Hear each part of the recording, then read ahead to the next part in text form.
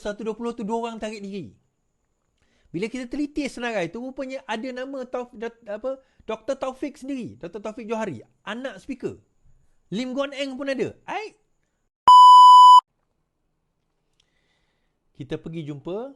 Kita pergi terus dengan berita kita tentang 18 SD. 120 SD. Okay. Ni saya baca Mahfuz punya kenyataan dari tuan-tuan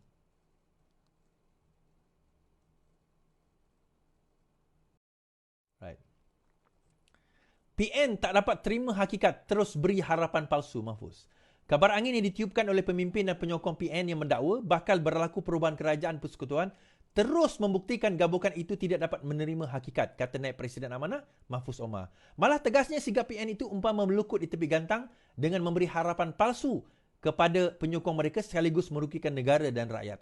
Mereka tak boleh terima hakikat bahawa mereka sudah gagal bentuk kerajaan setelah PRU ke-15. Tetapi mereka beri harapan yang sangat tinggi kepada penyokong dan ahli-ahli parlimen mereka. Jadi bulan demi bulan mereka terus beri harapan, sedangkan yang sebenarnya memperkecilkan titah duli yang Maha Mulia, yang di-Pertuan Agong yang sudah buat keputusan muktamad yang berlindung di sebalik kononnya digerakkan, wujud gerakan dipanggil Langkah Dubai.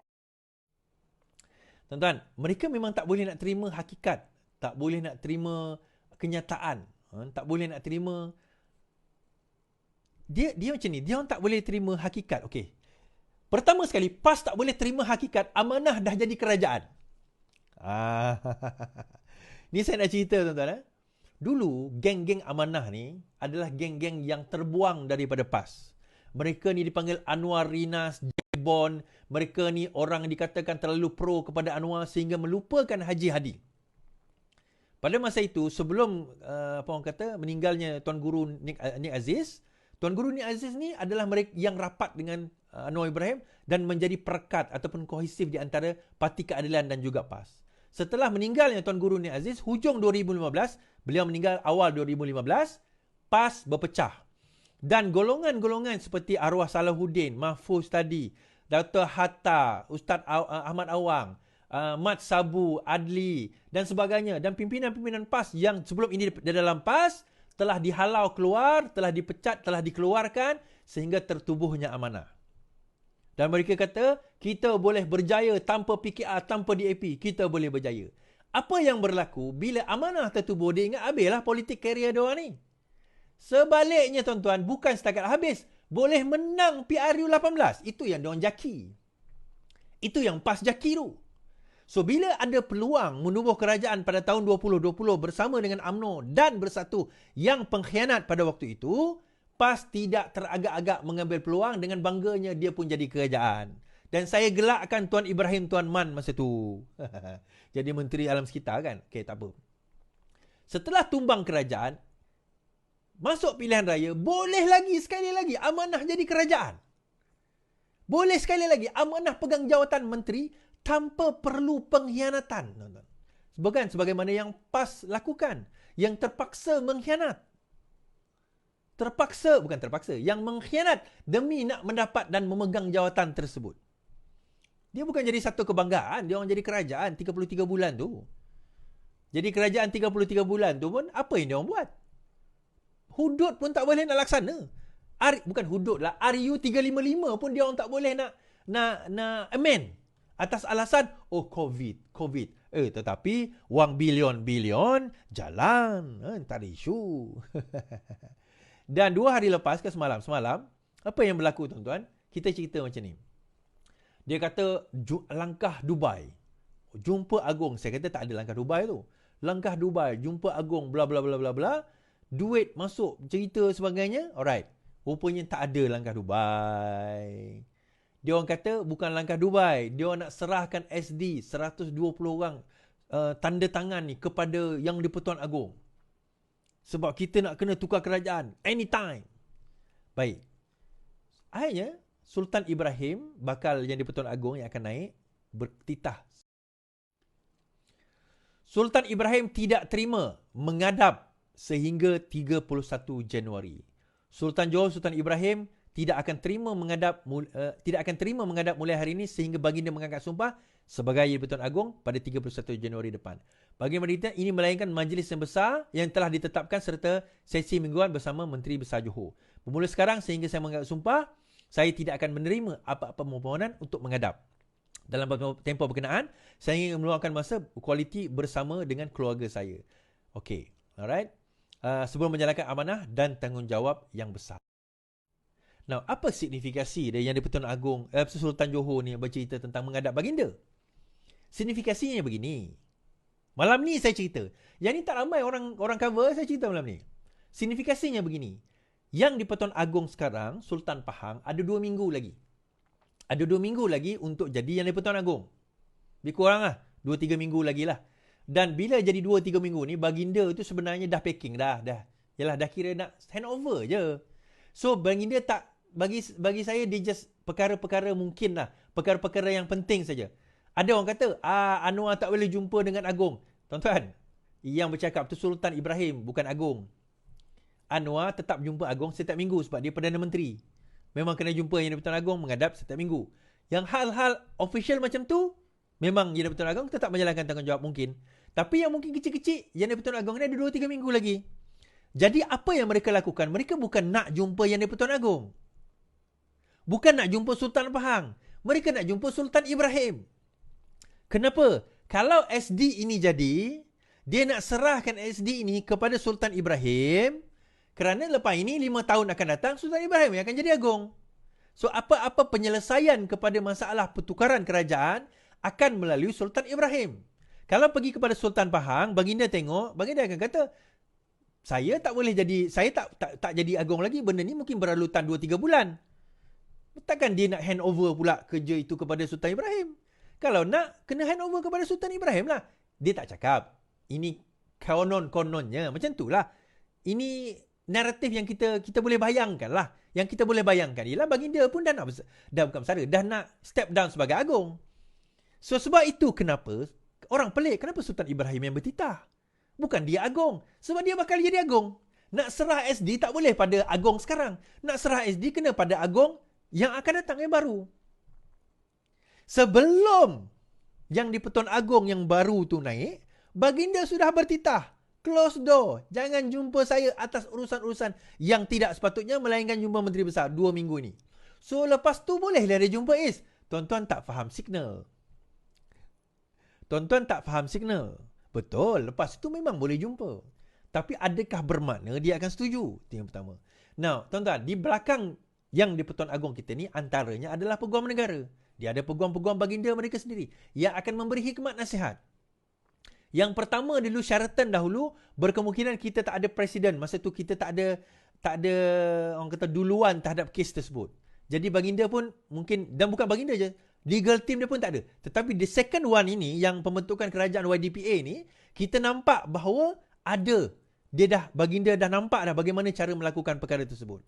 Now, bila datang yang sekali lagi ni, kita kena ingat satu perkara. Ada akta anti lompat parti. Tuan-tuan, kalau dia datang dengan SD, katakan. Okay, ini simulation dahulu.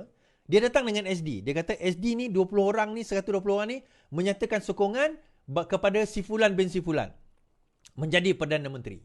Maksudnya mereka hilang sokongan kepada Perdana Menteri yang ada sekarang.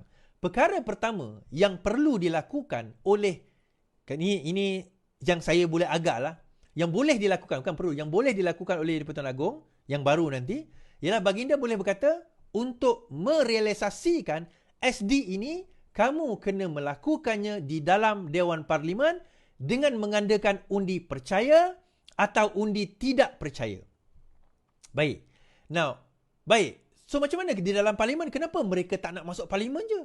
Kan senang masuk parlimen, buatlah undi tak percaya. Undi tidak percaya dibawa oleh kebanyakannya oleh pembangkang. Usul dibawa pembangkang ni dia akan jadi private bill. Dia akan duduk bawah sekali. Dan most of the time tak akan dilayan oleh speaker. Sebab ada yang tanya saya, boleh tak speaker layan usul tidak percaya daripada pembangkang? Jawapan saya boleh. Dia bukan tak terima, dia terima. Tapi dia letak bawah sekali. Usul kerajaan akan pergi dahulu. Okay. Yang the quickest way adalah usul itu dibawa oleh ahli parlimen kerajaan. Sebagaimana yang berlaku di Perak, sebagaimana yang berlaku di Sarawak bersama dengan Mendiang Kalong Ningkan. Mendiang Kalong Ningkan, usul tidak percaya itu datang daripada ahli parlimen kerajaan. Sebagaimana juga berlaku di Perak, usul percaya, undi percaya itu datang daripada wakil UMNO di DUN Perak. Last term, ingat tak yang Peja jatuh tu? Daripada kerajaan. So, bila datang itu, soalan dia siapa nak bawa usul undi percaya atau tak percaya ni? Daripada pihak kerajaan. Itu persoalan dia. Siapa nak bawa? Katakanlah daripada UMNO.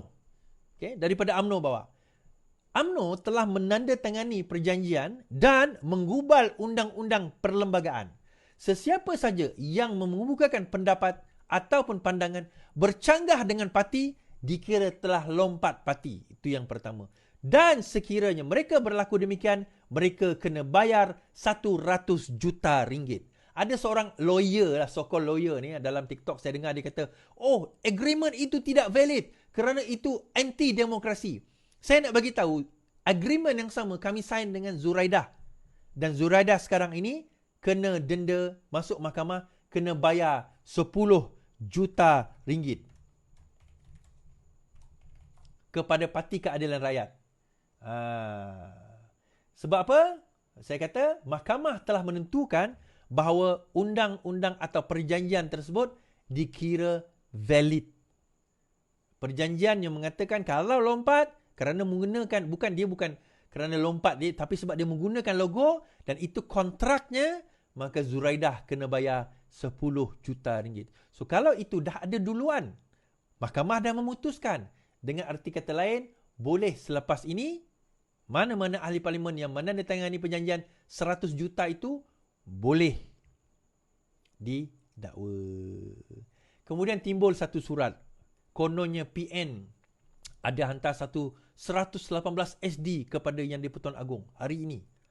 Hari ini 118 SD pagi tadi telah datang ke di-Pertuan Agong. Surat daripada PN tau. Mengatakan PN sekarang ini ada 118 serah daripada Agong.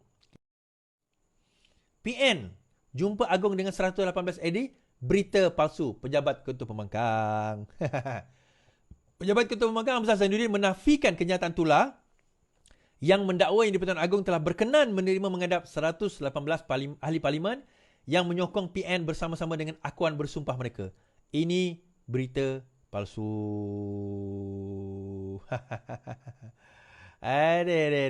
Okey.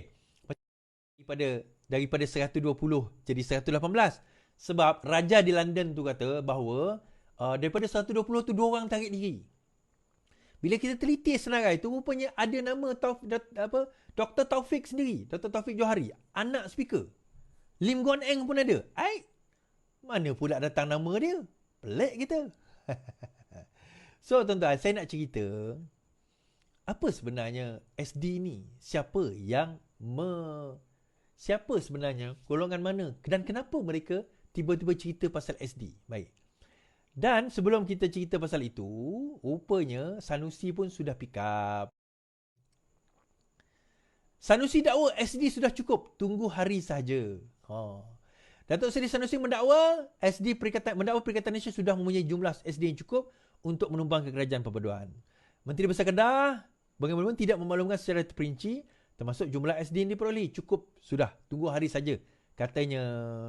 Boleh berkata demikian mengulas dakwaan SD untuk menjatuhkan kerajaan di bawah pimpinan Perdana Menteri Datuk Seri Anwar Ibrahim. Semalam media melaporkan Ketua Pembangkang menafikan, ini semalam kan cerita, menafikan kononnya Yang di-Pertuan Agong memberi pekenan kepada 118 ahli parlimen. Baik. Bersatu kata tak ada SD. Bersatu kata tak ada SD itu palsu.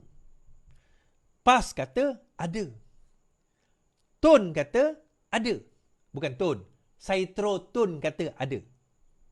Jadi, apa yang kita boleh conclude dekat sini, tuan-tuan? Apa yang kita boleh nampak dekat sini?